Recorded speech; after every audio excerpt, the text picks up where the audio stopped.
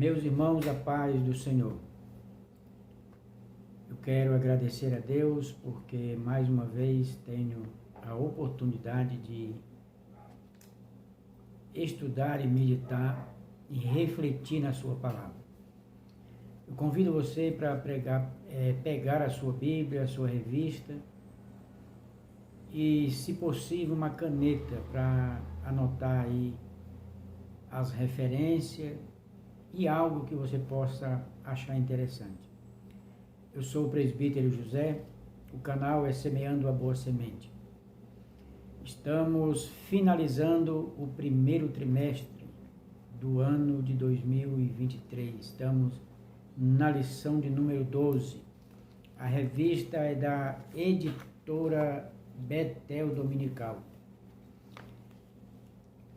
O tema que estamos estudando, o servo e a missão no serviço da obra de Deus, baseado no Evangelho de Marcos. Estudaremos hoje a lição de número 12, que será dada na sala de aula, na sua igreja, dia 19 de março. Aqui é apenas um resumo, apenas um auxílio ao aluno, ao professor. E eu convido você que está inscrito nesse canal, você que vai assistir esse vídeo, deixe o seu joinha, seu comentário, porque é importante para a expansão do canal, o crescimento do canal, e essa mensagem possa alcançar outras pessoas. Se possível, compartilhe esse vídeo, esse estudo. Vamos à lição. O tema da lição é o sofrimento do servo, sua morte e ressurreição. Nosso texto áureo está em Marcos capítulo de número 16, o verso de número 6, que nos diz assim: porém ele disse-lhes, não vos assusteis, buscai a Jesus, o Nazareno, que foi crucificado, já ressuscitou, não está aqui. Eis aqui o lugar onde o puseram. Isso aqui é o anjo falando para as mulheres que tinham acabado de chegar no sepulcro e encontraram o aberto. Ele disse essas palavras para ela, porque ela logo se perturbaram a ver o túmulo aberto. Então o anjo disse essas palavras para esse grupo de mulheres. Verdade aplicada. Ao ser preso, passar pelo sofrimento, morrer na cruz e ressuscitar ao terceiro dia, o servo estava cumprindo o glorioso e perfeito plano de Deus. Objetivos da lição são 3. Primeiro, mostrar que Judas foi um discípulo desonesto. Segundo, pontuar as aflições sofridas pelo nosso Senhor. E terceiro, evidenciar a importância da ressurreição de Jesus. O texto de referência, ou lido na classe,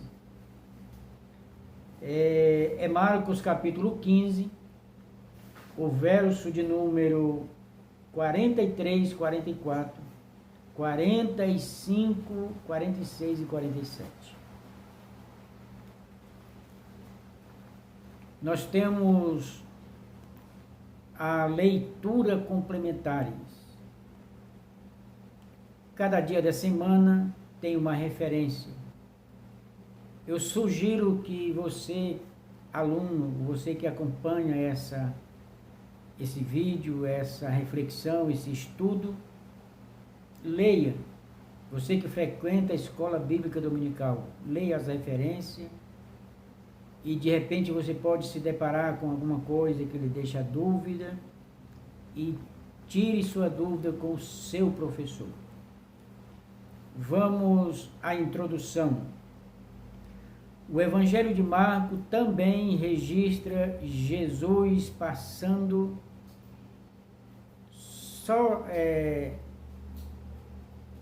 zombaria, escárnio, açoites, aflição, sendo morto na cruz e ressuscitando ao terceiro dia. Porém, tais situações não foram acidentais ou surpresa, pois o próprio servo já tinha revelado aos seus discípulos.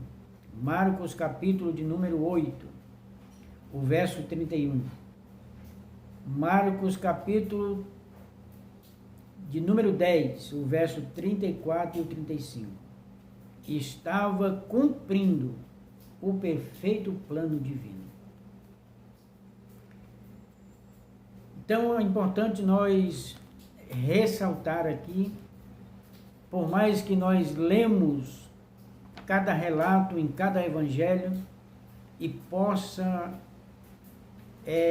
refletir algumas imagens, alguns pensamentos em que diz respeito ao momento em que ele foi preso até o momento da crucificação. Ali, se nós observarmos as reações dos soldados, as reações no julgamento, as reações da multidão e a reação ou a ação dos soldados na hora da crucificação. Parece revelar o quanto um carrasco tem o prazer de açoitar alguém, de maltratar alguém, mas na verdade, cada detalhe desse texto, cada passo que foi dado, cada efeito executado foi extremamente projetado e definido por Deus na eternidade. Em outras palavras, cada um ali era um instrumento de Deus para a execução do seu plano perfeito. E por mais trágico que foi e que seja uma imagem um pouco forte para nós processar, mas esse plano perfeito de Deus foi por amor a mim e a você. Lá em Isaías capítulo 53, se você ler com bem atenção, você vai encontrar esse verbo, essa palavra, foi do agrado de Deus moê-lo, porque as suas feridas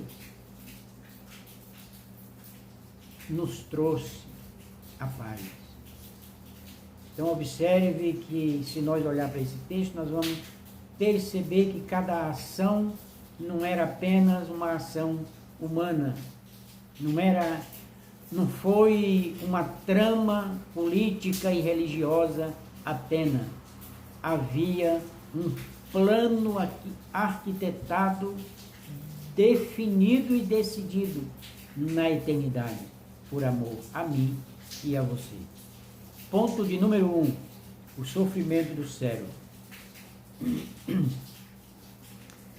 A leitura do Evangelho de Marcos 14, 1 e 2 deixa transparecer a trama dos principais dos sacerdotes e os escribas que buscavam ocasião para ver como poderiam, com engano, e matariam Jesus em segredo.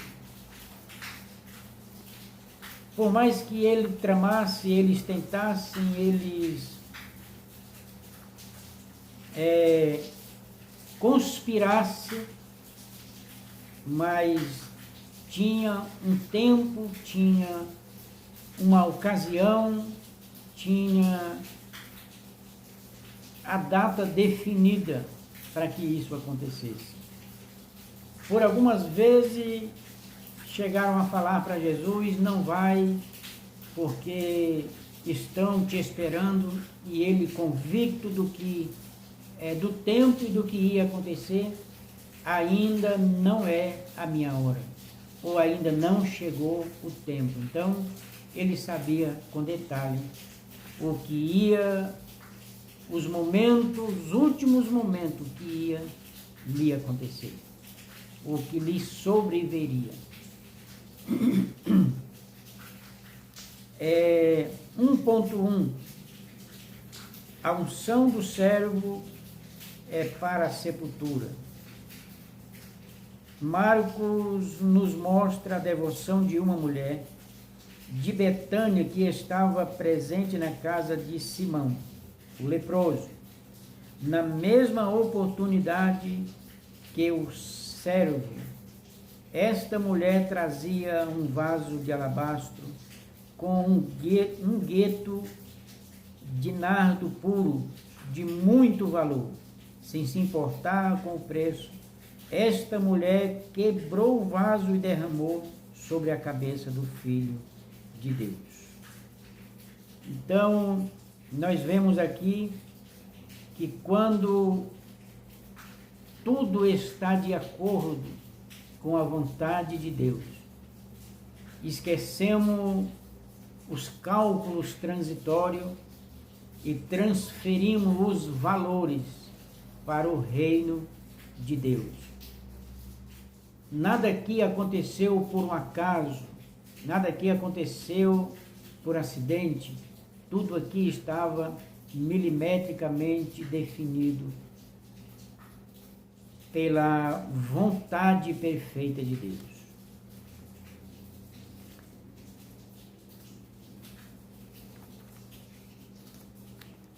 Ponto 2. O servo é traído. Judas Iscariotes é o modelo do crente que caminha com o servo, mas seu coração está longe dele. Marcos diz que Judas foi ter com os principais dos sacerdotes para entregar o mestre. Então, esse momento antecede a ceia. Esse momento também, em alguns relatos, foi logo depois da ceia, porque foi no momento da ceia em que ele foi o traidor, em que ele se colocou o seu plano em prática. É preciso nós ressaltar aqui os cuidados que devemos ter ao se aproximar de Deus, a andar com Cristo, porque tudo em nossa volta gera pressão sobre nós. Tudo em nossa volta nos chama atenção e de alguma forma tenta nos desvirtualizar do alvo. Mas que nós venhamos ser vigilantes, estejamos atentos e não esquecemos de que as vozes, as imagens, os movimentos não podem nos tirar do alvo, que é Cristo, o servo por excelência. Então, existem valores calculáveis, sim. Existem preços negociáveis, sim. Mas, tratando-se do reino, tratando-se do seguimento a Cristo ou de um discípulo de Cristo, pode até haver valores, mas acima de um valor está o princípio. E o princípio de serviço, de servir, é o próprio Cristo. Ele é o alvo, ele é o exemplo, é ele a fonte que nos preenche e que pode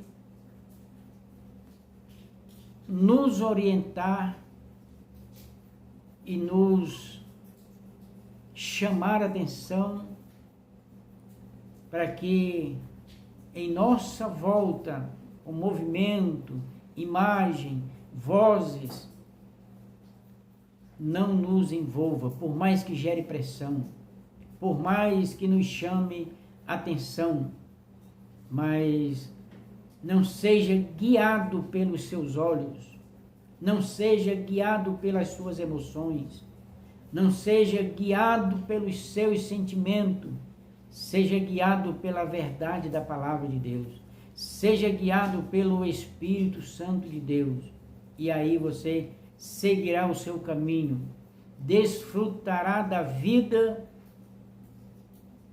de Cristo e chegará à presença de Deus. 1.3 O corpo do servo está prestes a ser oferecido vicariamente em favor dos pecadores. É oportuno lembrar que a festa da Páscoa era uma das mais importantes para o povo judeu, possuindo um grande valor simbólico entre este povo. A festa lembrava a libertação do povo hebreu do cativeiro egípcio. Então, observe que havia um movimento na cidade, havia uma aglomeração na cidade, havia um foco, uma ação a ser executada, mas no meio de tudo isso havia um plano perfeito em andamento. Enquanto a aglomeração de pessoas, o ajuntamento, os reencontros estavam acontecendo para uma celebração solene também. Afinal, era uma ordem memorial, uma ordem perpétua da parte de Deus. Mas no meio de tudo isso, tinha algo acontecendo que mudaria não só essa festa em si, mas a história da humanidade. E quantas vezes nós estamos em um momento de celebração, em um momento de reencontro e algumas coisas podem passar despercebido. Talvez algo com preciosidade, algo com grandeza, algo que possa me levar e levar você à conexão da eternidade. E às vezes os movimentos, às vezes os reencontros, às vezes uma celebração até religiosa pode nos impedir de receber ou de viver algo grandioso da parte de Deus. Tudo isso é necessário que nós estejamos atentos, porque o mundo espiritual, ele vai além do físico, ele vai além do movimento, ele não fica apenas perdido no ar, não, ele deixa as suas marcas. Então é necessário que nós estejamos atentos o tempo todo. Ponto de número 2. Eu grifei aqui no final do tópico 1. Esse parágrafo diz assim: o filho do homem que se fez servo estaria assim como no Egito, desprendendo o seu povo, não mais de uma escravidão humana, entretanto, do cativeiro das astúcias de Satanás. Então, fazendo aqui apenas um lembrete, a questão da Páscoa, como falei, e a questão da aglomeração que tinha, mas estavam celebrando aí essa libertação da escravidão do Egito, mas o evento superior a esse estava prestes a acontecer. E aconteceu. E muitos não perceberam. E aqueles que sabiam, conheciam a lei, os profetas,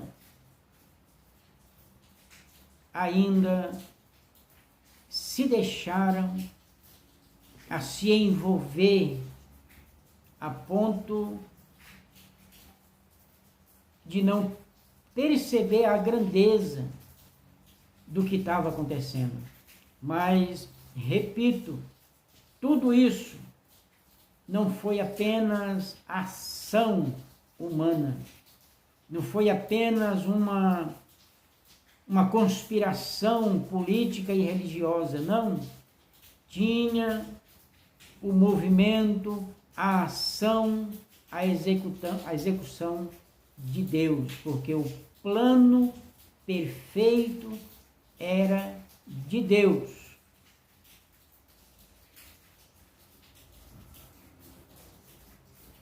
Ponto de número 2. O servo está prestes a ser ferido. Jesus é sabedor que era chegada a sua hora. Procurou-se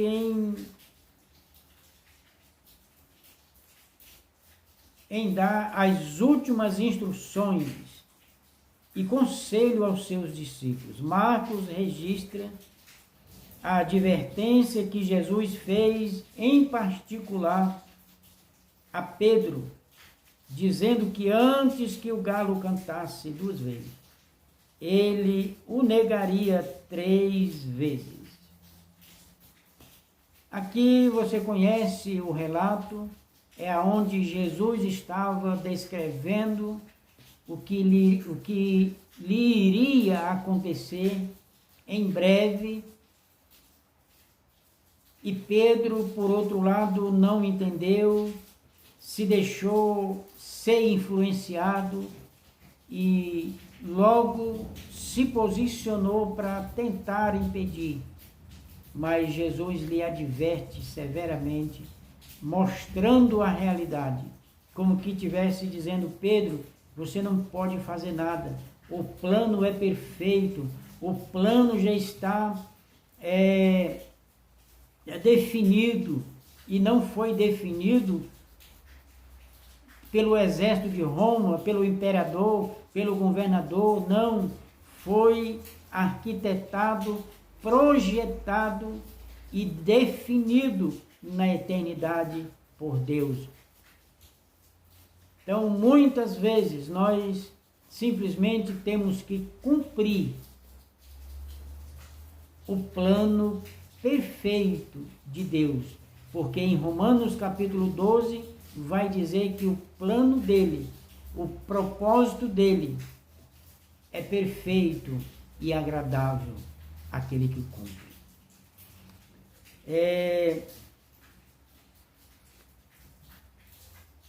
2.1 O servo no Getsêmani.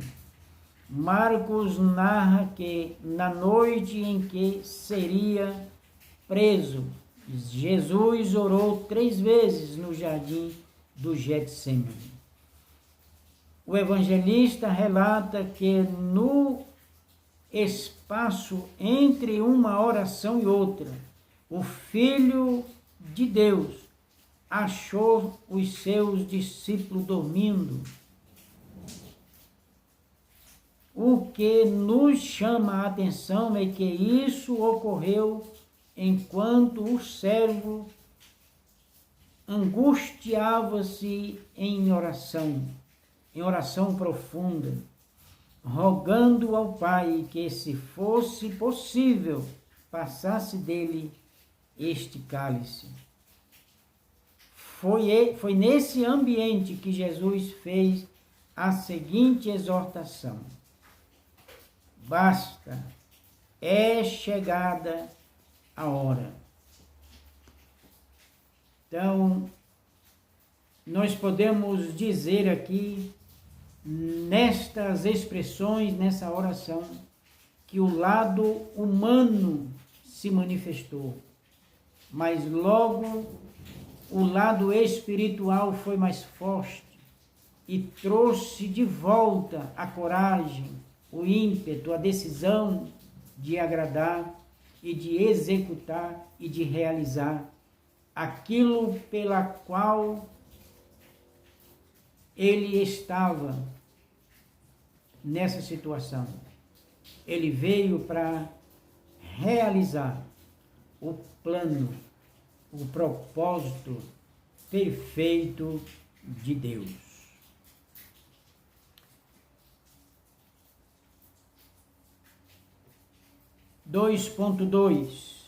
O servo é preso. Marcos pronuncia que enquanto o servo ainda falava, veio Judas Iscariote, que era um dos 12 discípulos, ao Getsêmani, acompanhado dos principais sacerdotes, dos escribas e dos anciãos, e com eles vieram uma grande multidão, com espada e varapaus. Judas acertou com a liderança judaica. Aquele que ele beijasse, esse seria o Cristo. Ao se aproximar do servo, Judas Iscariote disse: Rabi, o mestre, e saudou com um beijo no rosto. Sendo o mestre preso nesta hora. Aqui tem um parágrafo que eu marquei, diz assim: entretanto, a verdadeira identidade do Filho de Deus estava muito próxima de ser conhecida por todos aqueles que o haviam prendido injustamente. Por mais que o escritor dessa revista, o comentarista, e por mais que qualquer um de nós expresse essa sensação de injustiça, mas nós sabemos que estava na lei, estava nas escrituras, estava nos profetas e tinha que acontecer. Então, a cena é de injustiça, mas os resultados é de justiça a meu e ao teu favor.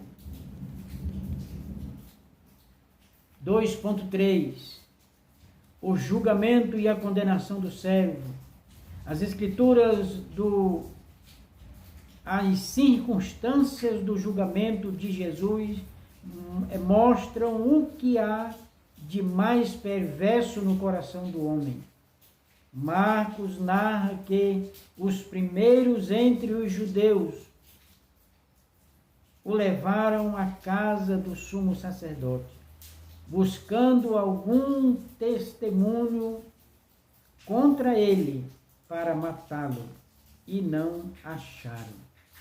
Então, ao chegarem com ele preso diante das autoridades, tudo parecia injusto, tudo parecia que eles estavam executando de fato um plano ou a oportunidade que eles queriam. Mas na verdade, eles estavam executando o plano perfeito de Deus. Ele seria entregue na mão dos pecadores, na mão dos religiosos. Nada saiu do controle de Deus. Nada passou despercebido aos olhos de Deus.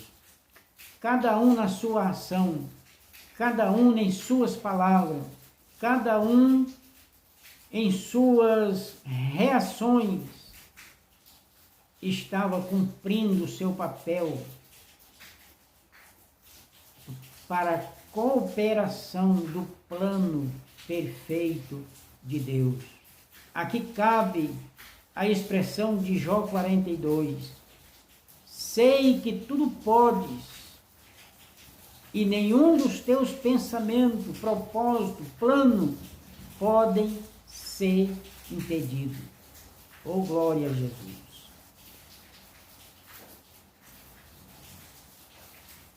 Ponto de número 3.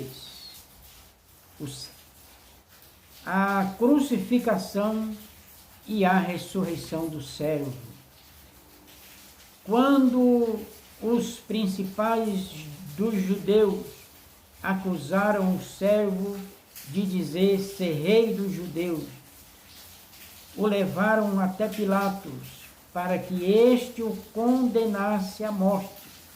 Após Pilato interrogar Jesus e não achar nele nenhuma culpa, e sendo costume do dia da festa soltar um preso, Pilatos deu a escolha ao povo entre a morte de Jesus e a libertação de Barrabás. Aqui é um ponto crucial, que se nós nos deixarmos levar pelas nossas emoções, pelos nossos sentimentos, nós vamos perceber quanta crueldade, quanta injustiça. Como é que alguém consegue decidir entre um culpado e um inocente, não apenas para prender, mas para soltar um culpado e sentenciar à morte um inocente? As nossas lógicas é fora do senso comum, mas dentro do plano perfeito de Deus. Tudo tinha alguém sendo favorecido. Aqui nós podemos aplicar apenas na superfície, em que diz respeito ao ser humano no seu individualismo e à humanidade na sua coletividade. Quantos estão presos nas garras do pecado e só o ato da crucificação,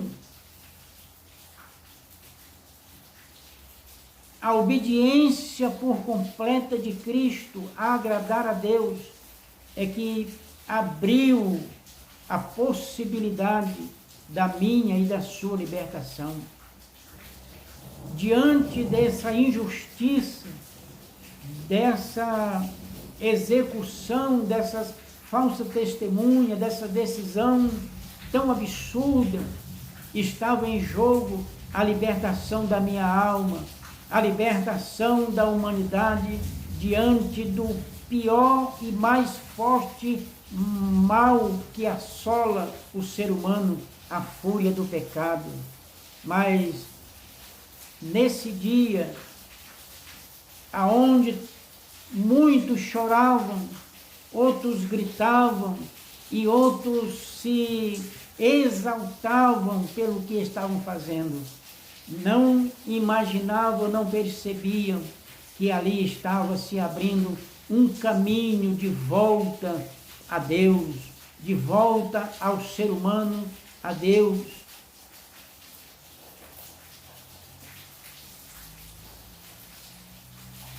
Três ponto 1. A crucificação do servo é para nos fazer compreender o caminho traçado por Jesus antes da crucificação. Marcos narra que a preparação para o alto foi um momento de aflição e amargura, onde Cristo teve que enfrentar a chacota e a desonra. Aqui tem um parágrafo que eu marquei. É nesta ordem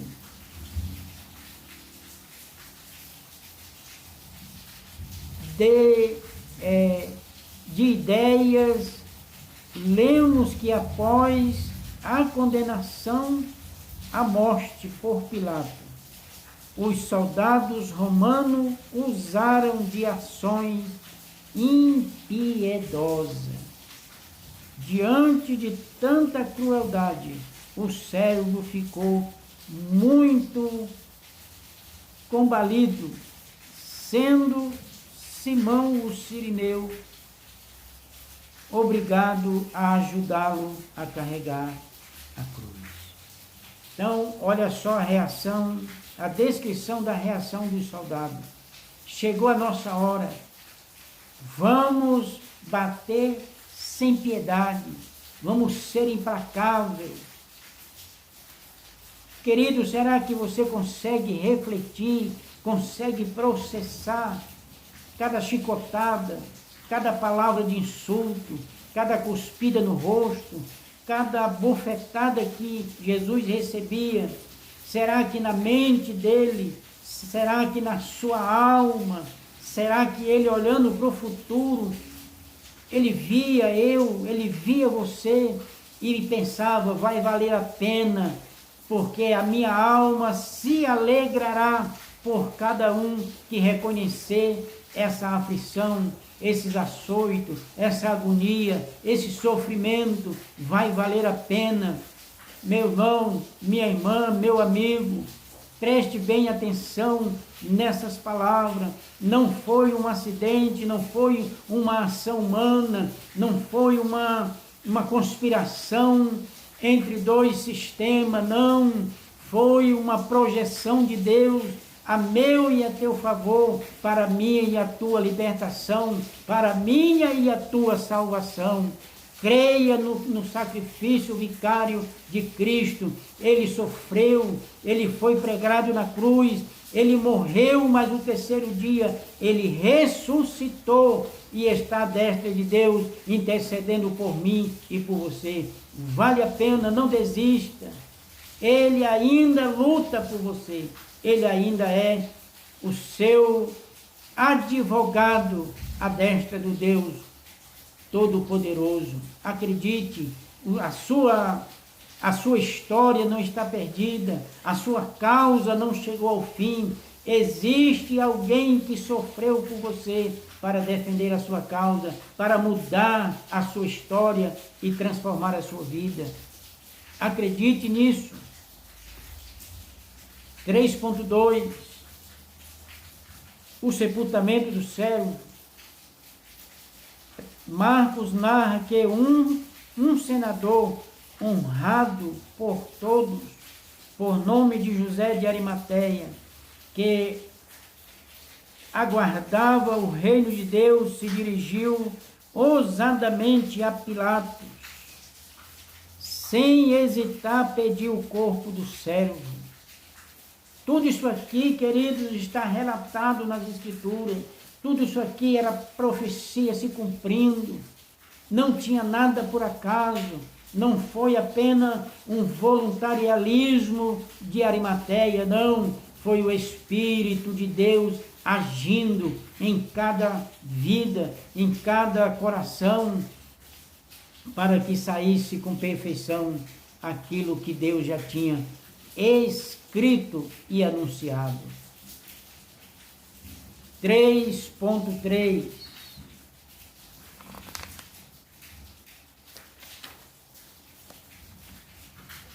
A ressurreição do servo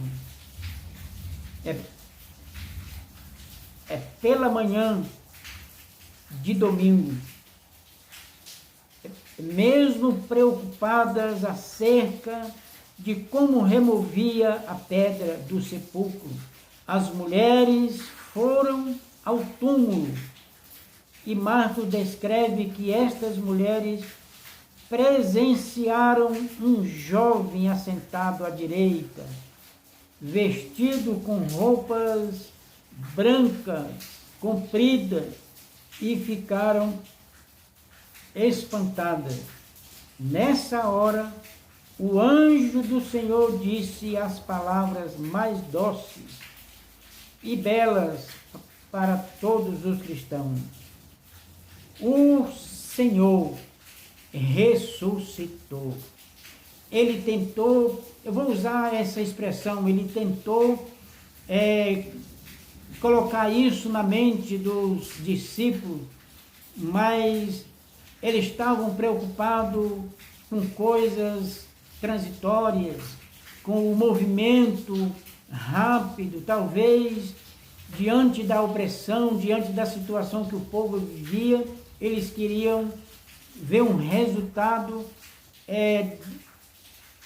diante das suas lógicas, dos seus pensamentos, e Deus trabalhando, executando um plano perfeito para a libertação, não apenas do povo judeu, mas de toda a humanidade. Por que não usar o que está escrito em João, capítulo 3, e o verso 16, para todo aquele que crê.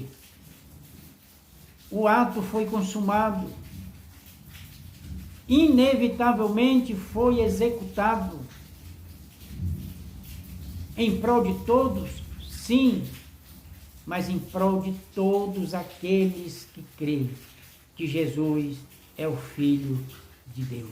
E ele tentou alertar: eu vou sofrer, eu vou ser entregue, eu vou sofrer, eu vou ser executado, mas ao terceiro dia eu vencerei a morte e estarei de volta, andando, comendo, bebendo com vocês.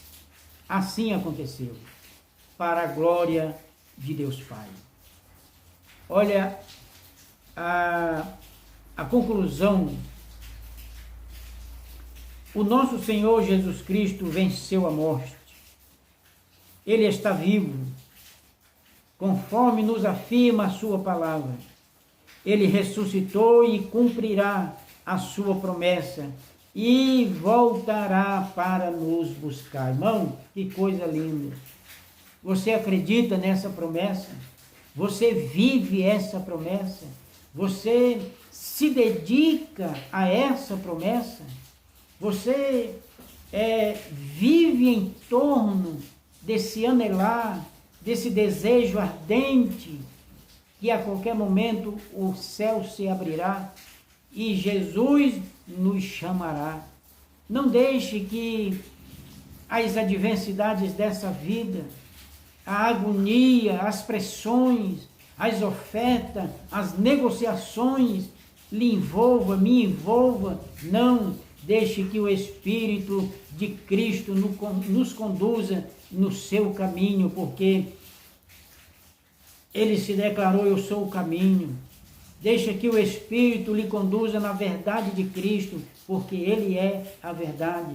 Deixe que o Espírito Santo encha nossa alma e mantenha o nosso espírito ativo, cheio de vida, cheio de esperança e de uma grande expectativa, porque o reino de Deus está próximo.